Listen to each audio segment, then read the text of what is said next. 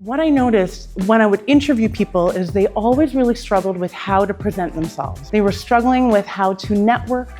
And then COVID happened, which changed how we all work. And of course, as I mentioned earlier, people just lacked confidence and an understanding of how to engage with each other at work. So you're all students, it's 4 years in.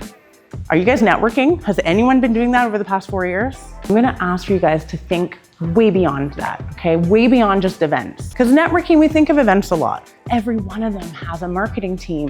Every one of them needs designers. Every single talk I ever give, that is the thing that people don't do. And it is such a missed opportunity to connect with someone who is connected, who can help you or advise you. So you are each other's closest network right now. And the network that you have is so significant. I mean, just pick 3 things that you think you can do to start networking. We're gonna, at the end of this, build like a little bit of a simple plan. I train professionals on workplace skills that get them promoted.